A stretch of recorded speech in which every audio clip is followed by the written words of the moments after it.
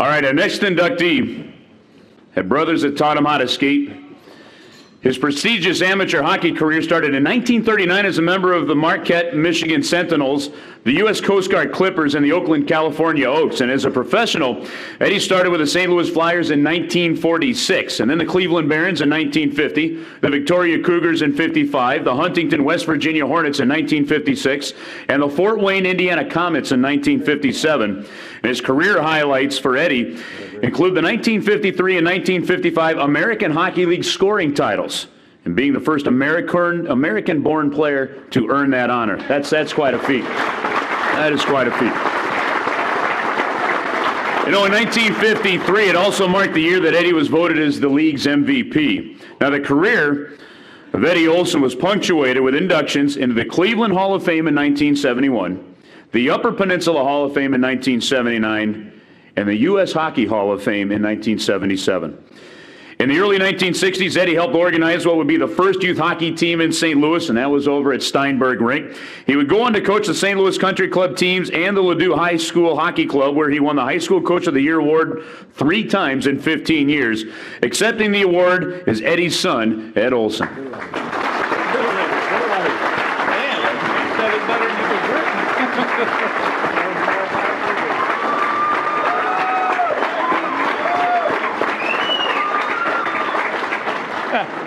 I didn't play against them. My father, if he was here, would have a much longer speech and more memories than I can possibly begin to remember. The wow factor on this table, as was stated earlier about hockey, I look at these guys and say, wow, wonderful. Dave Bates stole my entire speech, but Batesy's all right.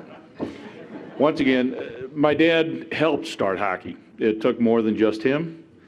And it took a lot of devotion from different people and their wives. Nobody hardly mentions the wives, but they were there. Thank you.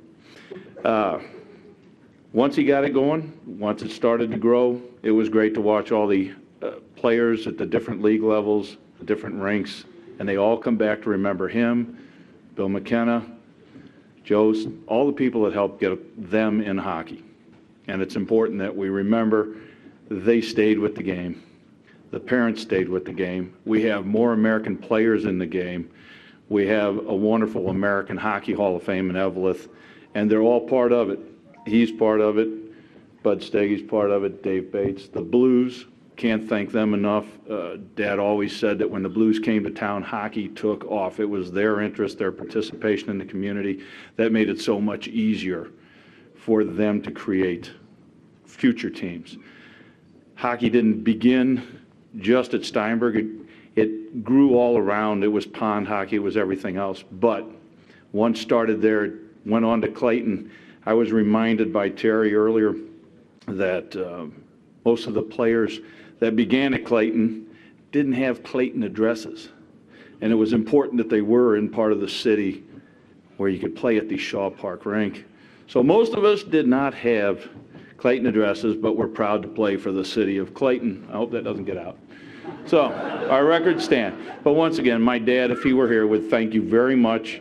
All you other parents that have your kids in hockey, please stay with them, support support this organization, and have faith in the Blues. They're there. Thank you.